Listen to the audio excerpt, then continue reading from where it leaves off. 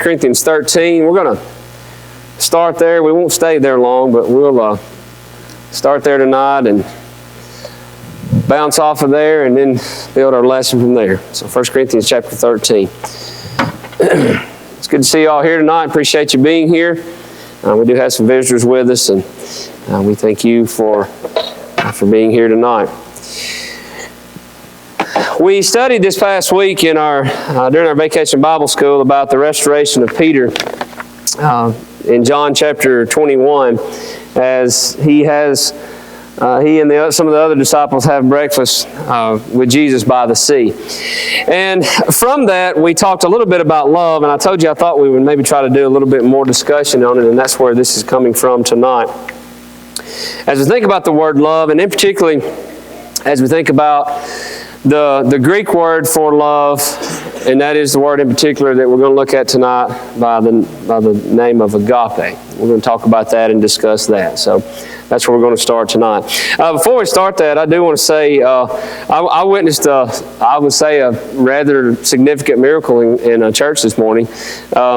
We got a whole row of kids that usually sit with us now, it seems like.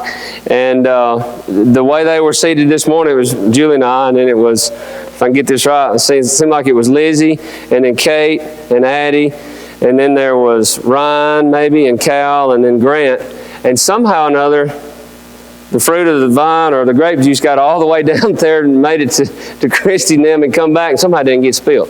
So I thought, I just witnessed a miracle on Sunday morning right here in O'Neill. And I got tickled. You're trying to focus, and you try to block all worldly thoughts out of your minds. And in the midst of that, Julie said, when the boys had it and they were trying to pass it off, she said, that looks like the Three Stooges trying to pass a glass of water.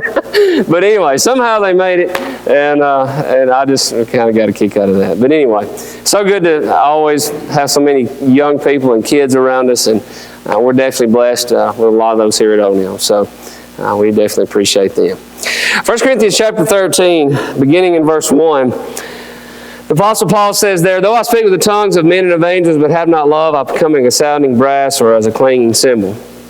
Though I give the gift of prophecy and understand all mysteries and all knowledge, and though I have all faith that I could remove mountains, but have not love, I am nothing. And though I bestow all my goods to feed the poor, and though I give my body to be burned, but have not love, it profits me nothing. Love suffers long and is kind. Love does not envy. Love does not parade itself. It is not puffed up, does not behave rudely, does not seek its own, is not provoked, thinks no evil, and does not rejoice in iniquity, but rejoices in the truth. Love bears all things, believes all things, hopes all things, endures all things, and love never fails. If you're reading from the King James Version, you'll see the word charity there, but it still brings us back to the same word, and that's reference to the Greek word agape. When Jesus sought to restore Peter in John chapter 21, he asked him that question at least a couple of times there, and that is, Peter, do you agape me? That's the word that was used. Do you love me? The word phileo, or brotherly love, it was worked in there as well, but the main focus there was, do you really love me? Do you agape me? That word is a very impressive word. It's used over 106 times in the New Testament. Depending on your translation, you may get a few more, a few less, but somewhere in the neighborhood of about 106 times it's used in the New Testament. And I saw where I read where one person said it this way at one point, and I think it's a perfect way to look at it. There was always love in God's Word. And we're going to talk about the fact tonight, number one, that God is love. And that's why love has always existed throughout the Scripture. But once Christ entered the picture, and once He came to earth, once God came to be with us, Emmanuel, God with us, we know that's what Christ is referenced as at some points as well. Once He came down to us in the form of man, a new word had to be created to express what was among us. The love that had always existed was not quite enough. The love as it has always been written down was not quite enough at that point. And I think this is very significant as well. And we'll come back to this later on in the lesson tonight. But in John chapter 13 and verse 34, it is said there, and Jesus says there, a new commandment I give you, that you love one another as I have loved you. That's not the first time that God or a commandment from up above has been handed down to say love one another. It's not really a new thing. But it's interesting that Jesus says here, to love as I have loved you. That was the new part. That was the agape part of it. And that was the part that man had really never been exposed to before. And that's what I want to talk about tonight. As we go back to our reference there in 1 Corinthians chapter 13 and verse 8, it says there that love or agape never fails. The question tonight is why? Why does it never fail? He lists a lot of things there that fails.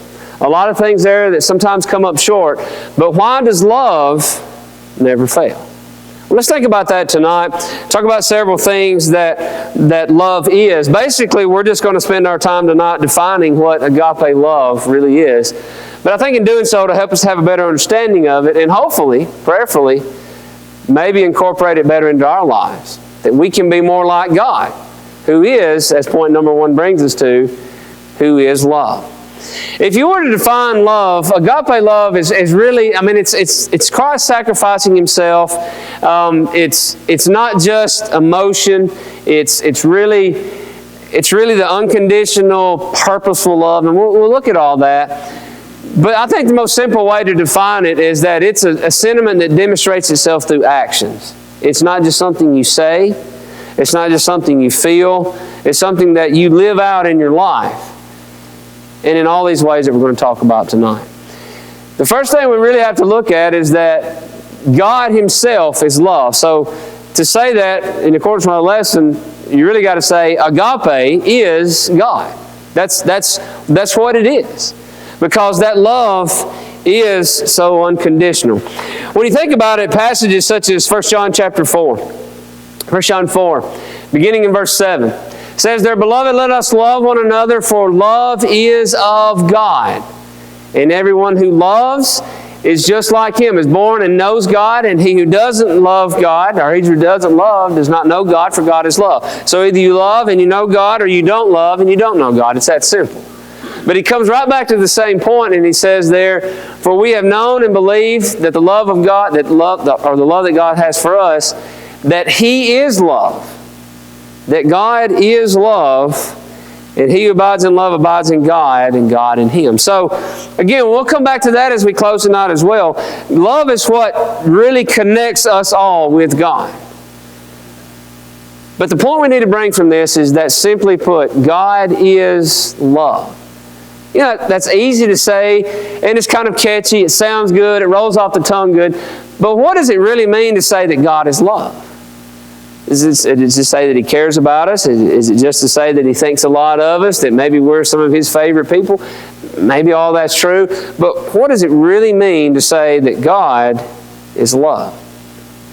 Well, I think this is the hard part. This is the part I struggle with. I think it's hard to explain in the English language really how great God's love is. And it's definitely hard as a teacher or a preacher or a speaker or just somebody talking to anybody.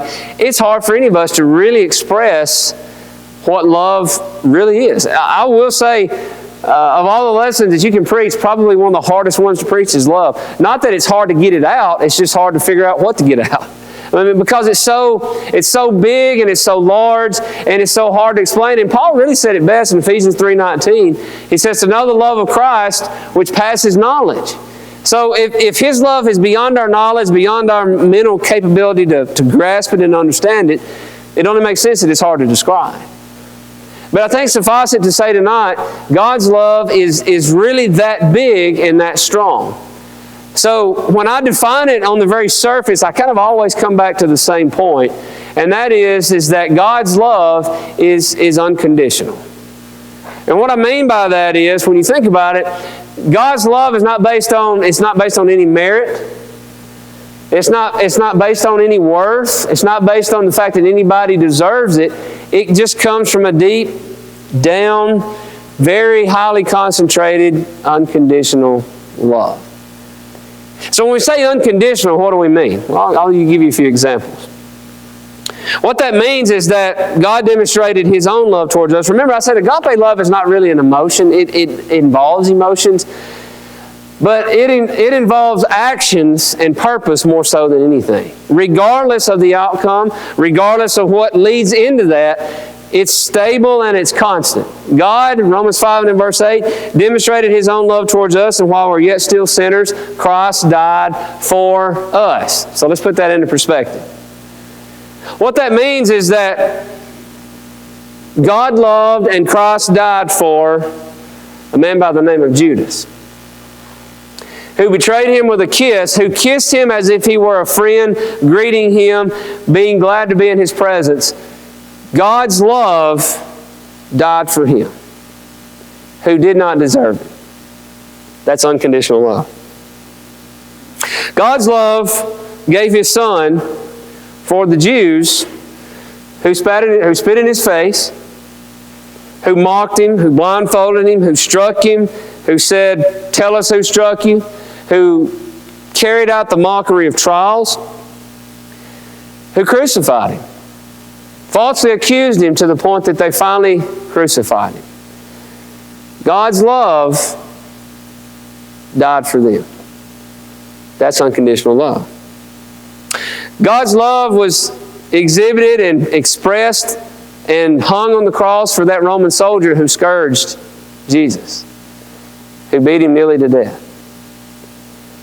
God's love is unconditional for all the people who passed by that day, as the Bible says, wagging or shaking their heads, saying, if He really is the Son of God, then why don't you just come down from there and prove it? Mocking, laughing, ridiculing.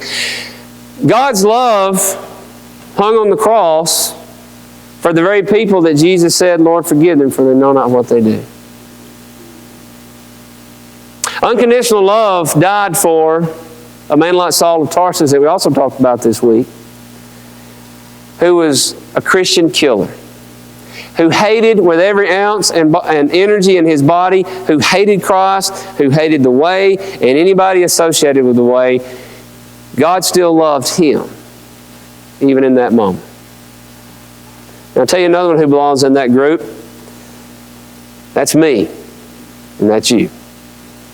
God's love died for you and me. It allowed His Son to die for you and me. It put Himself in our place rather than you and me. When it says that God is love, that's what that means. It means that God's love went to the cross to die for us so that you and I didn't have to. That's unconditional love. It doesn't have anything to do with merit, worth, or deserving nature. All those list of people that I just mentioned, not one of them was deserving of that love. Neither you and I. But we receive it anyways because God agapes us, which means He loves us unconditionally. That's just the surface of it. But that is probably the foundation of it, because everything else builds upon that. Secondly, agape love is a love with purpose. It's a love of purpose of mind and heart. Okay? Emotion is involved in it, yes, but it has a purpose because God didn't want us to perish. So therefore, as we often say, God so loved the world that He gave His only begotten Son.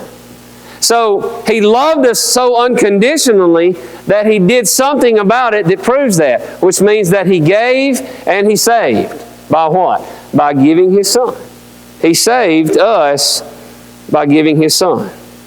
1 John 4 and in verse 9 and 10, God showed, this is according to the New Living Translation. I just thought it was kind of neat how it was worded here. I thought it would be a little bit better to use this, but notice what it says. God showed how much He loved us by sending His only Son into the world so that we might have eternal life through Him. This is real love. It's a pretty good way to put it, isn't it? This is real love. Not that we love God, but that He loved us and sent His Son as a sacrifice to take away our sins. That's love with a purpose. He sent Him for, and He sent Him to die for us. He sent Him for sin. He sent Him for sin. He sent Him for our sin. And the whole purpose that He came and then He was sent was to die for our sins. So there was a purpose in it. You see that? It wasn't just that something just kind of rolled through one day. all along there was a purpose. We talked about in the high school class this morning that when Adam and Eve sinned in the garden, God's plan to fix that and to bring man back in the relationship that He wanted to have with Him from the very, very beginning, that plan went into place at that point. And that plan was agape. It was an unconditional love that God was going to continue to show with purpose time and time, day in and day out, year after year, generations after generations. He was going to continue to purposefully save His people through different people to finally bring us to the one that was sent with purpose, and that was Christ. Agape love is purposeful. It is mindful, and it comes from the deepest avenues of God's heart. Romans 5 and verse 6, again, for when we were still without strength, in due time Christ died for the ungodly. Romans 5 and verse 6 in the New Living Translation, when we were utterly helpless, again, completely undeserving, Christ came at the right time and died for all the sinners. That's you and me. There was a purpose, a very set purpose at a set time that He did what He did. And that's yet another part of agape love. And really when you get right down to it, as His children, we're expected to actively reciprocate the same thing as much as is possible.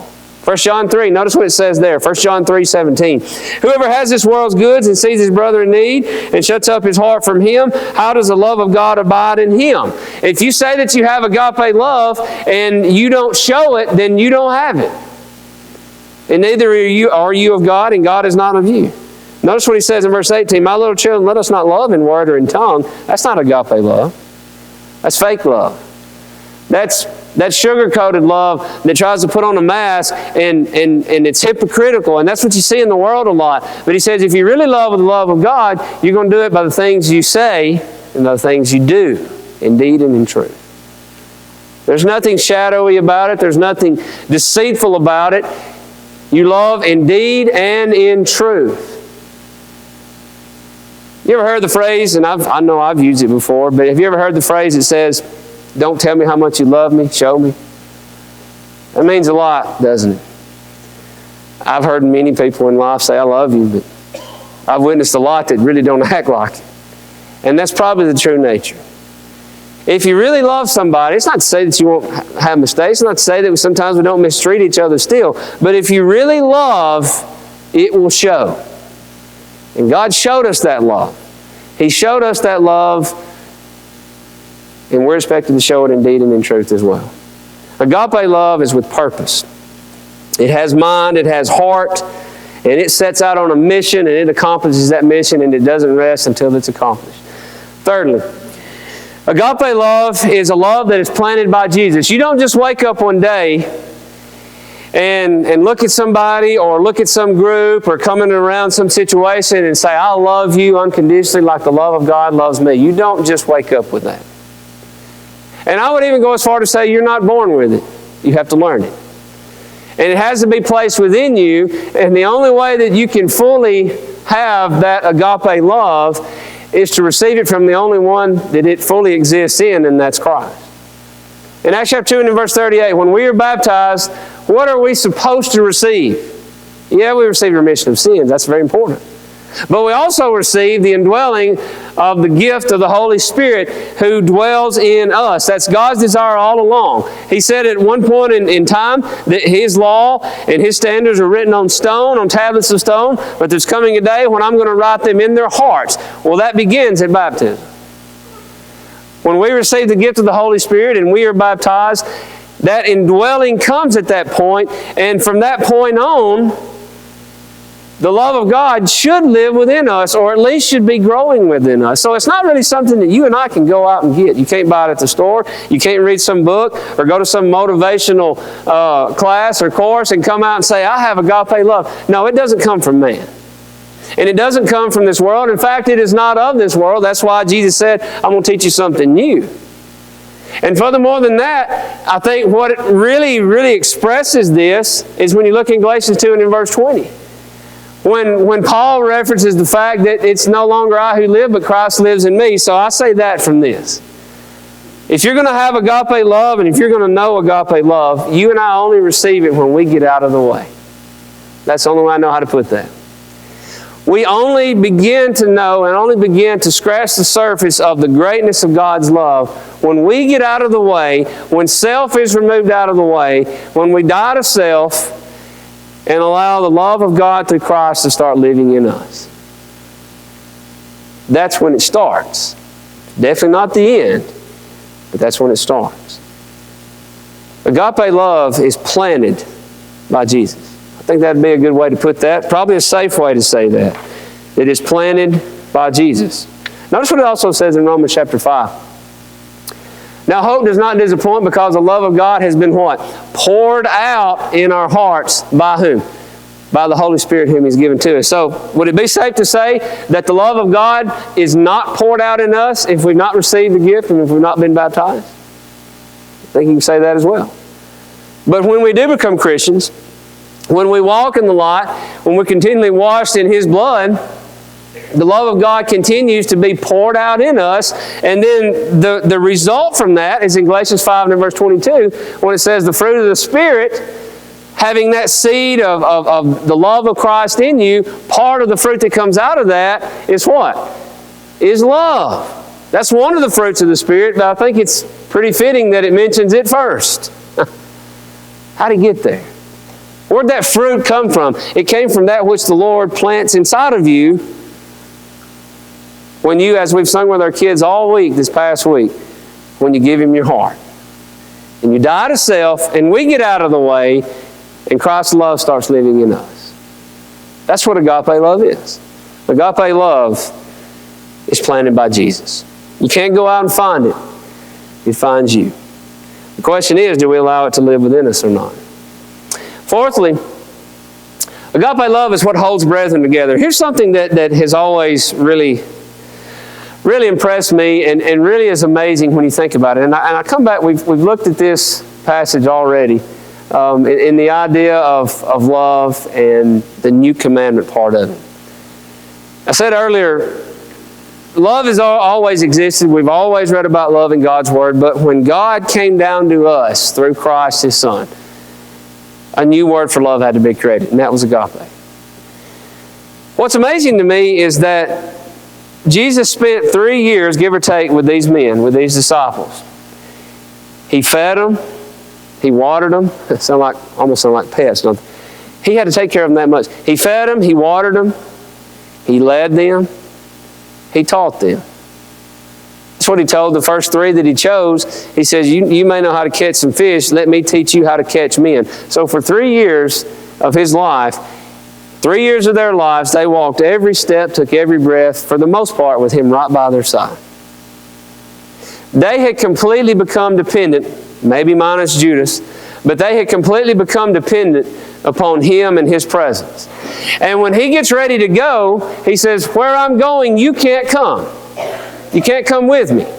So when you lose somebody that you walk beside day in and day out for that long of a period of time, you've left everything in your life behind and you dedicated your entirety of your life and all of your energies to that one person, and then they're removed from the mix, how do you continue on? You ever thought about that?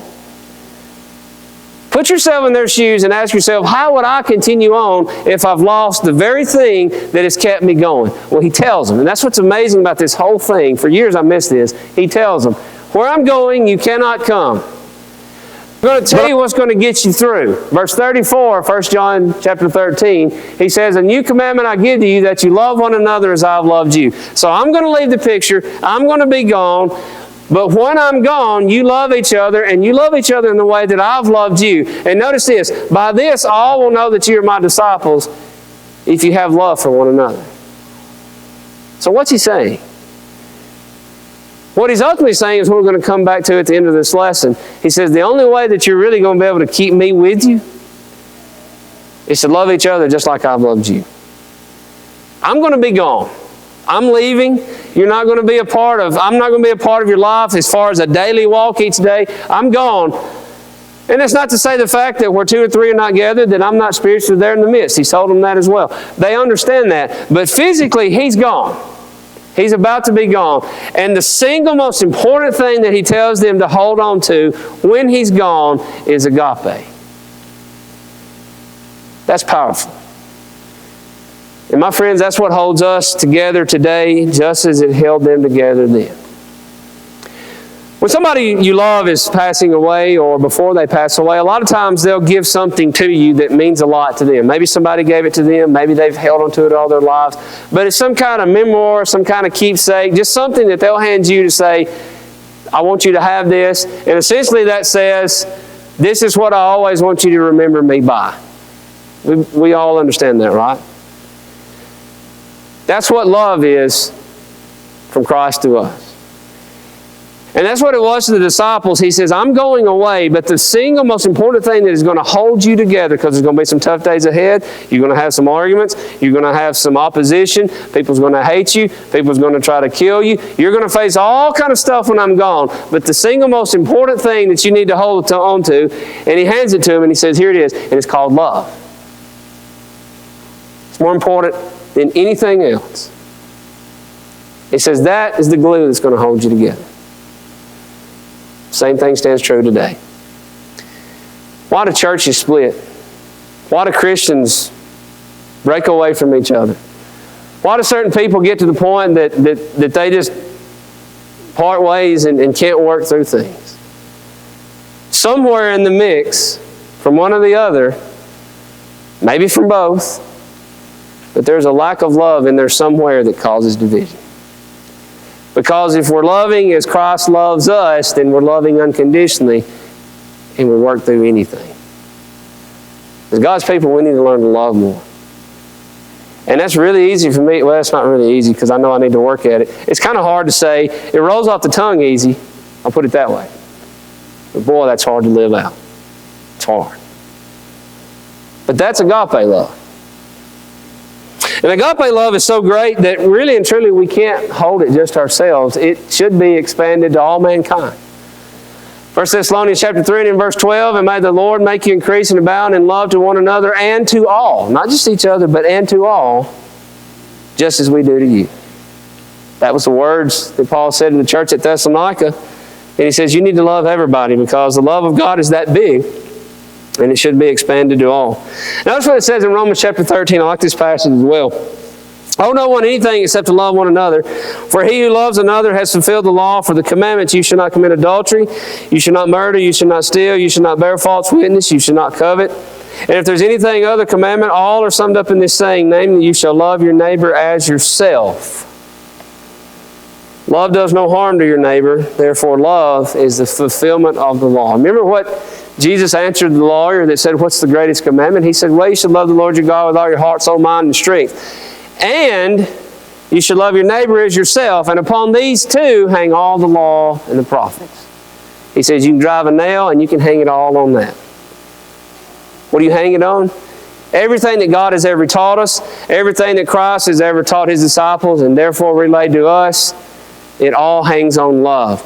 You take that nail out, everything comes crashing down.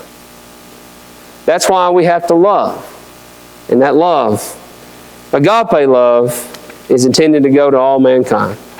And finally, agape love, again, is a love that's active and alive, and it's fully expressed in the fact of where we are obedient. Again, 1 John chapter 5 and verse 3, for this is the love of God, that we keep His commandments, and His commandments are not burdensome. If you really love something or someone, it's not a burden to you to do that. And if we really love God unconditionally, then doing what He says is not a dread, it's not a burden, it's an honor and it's a privilege. And there's joy in it. John chapter 14, in verse 15, verse 21, and verse 23, notice what He says here. If you love me, if, a big word there, if you love me, keep my commandments. He who has my commandments and keeps them, it is he who loves me, and he who loves me will be loved by my Father. And notice this. This is that gel, that glue that holds us all together, as I mentioned earlier. You will be loved by my Father, and I will love him and manifest myself to him. Jesus answered and said, if anyone loves me, he will keep my word, and my Father will love him. And notice this, we will come to him and make our home with him. You know why so many people in the world feel alone? Why so many are lost? why so many are depressed, why so many give up, why so many quit. It's because they don't have agape in their life, and nobody's ever showed it to them either. That's the problem. And if you don't have agape, then you don't have God. And you don't have somebody dwelling with you in the way that you need. Oh, agape is important. We can't live a happy, peaceful life in this life nor the next without it. And we definitely need to strive to understand it, and we need more of it. So what have we said tonight? Well, God is love. God is agape. First and foremost, foundationally, when we got to understand that word, we've got to understand that. It's a love with purpose. It's a love of strong mind and heart. It's a love that's planted only by the one that it was created by, which is God in Christ. It's the glue that holds us together. It should expand to all men everywhere, and it's expressed by the way that we treat each other, by the way that we live our lives, by the way that we conduct ourselves based on God and His will. That's why, think about it, all those things put together, that's why agape never fails. Because it's real, and it's powerful, and it's straight from heaven. And it really didn't exist until Christ was born of Mary. But at that point, it changed the world. Agape love can change you too. And Jesus had to make sure that Peter understood that moving forward. That's why He asked him 2 different times, do you agape me? Do you agape me? And the third time He said, do you love me like a brother? Do you phileo me? But at the center and the core of all of that was, do you love me unconditionally? You know, so many in John chapter 6, after Jesus talked about being the bread of life and talked about eating of Him and drinking of Him, so many realized something that they never realized at that point about Jesus. Many followed Him because He fed them. Can't blame them for that. Especially if you were struggling to find the next meal. If you followed a man that could take 5 loaves and 2 fish and feed a whole huge multitude of people, why wouldn't you follow Him? You've always got something to eat. We need that. That's important. So many people followed Him because they saw Him make other people well. And they felt like if they stayed close to Him that they could remain well, to be well, and maybe allow other people to be made well. So they followed Him because He helped them physically. All those things are important. But when He said, unless you eat of me and drink of me, you have no part in me, John says in John chapter 6 that many of them turned and they never followed Him again. You know why? Because they didn't really love Him. Oh, they loved what He offered. They loved Him in part, but they didn't really love Him unconditionally. When He placed a condition out there, they was like, no, we don't really think we love you that much after all. We love what you're offering us, but we don't really love you. That was why they quit following. And Jesus understood that if Peter was going to move forward and serve Him in the way that God needed Peter to serve Him, he was going to have to love Him more than just for food or for healing. He was going to have to love Jesus unconditionally with a love that only exists coming from God. And moving forward, Peter had that. The question I want to ask you, as I ask myself tonight, do we have it? Because it's going to take agape love to follow Jesus. It took it in Peter's life, and it's going to take it in yours and mine today. Do you have that unconditional agape love in your heart for God and for each other? I hope you do. If not, we need to pray that God would give it to us and that God would allow us to have more of it and that we can understand it more and more and more as time goes on. But that's what agape love is, and that's what it means. I hope you understand it.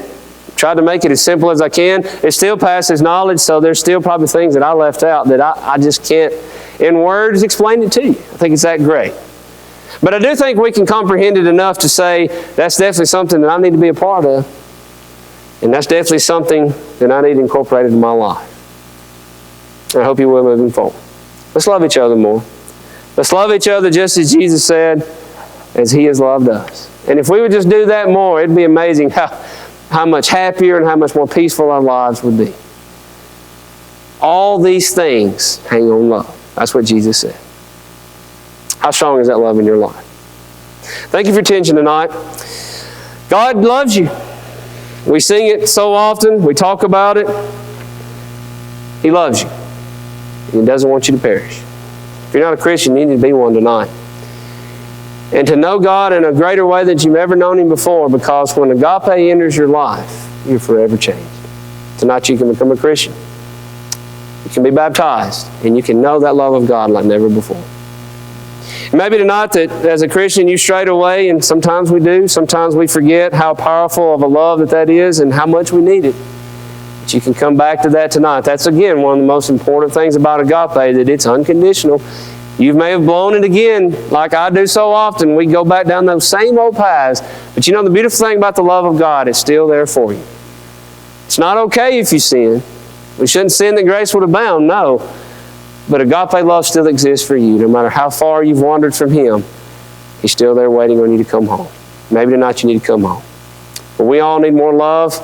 We need to show it more. We need to live it more. And maybe you need to come back to it tonight. If you're subject to the Lord's invitation, won't you come while we stand and while Chris leads us in the song?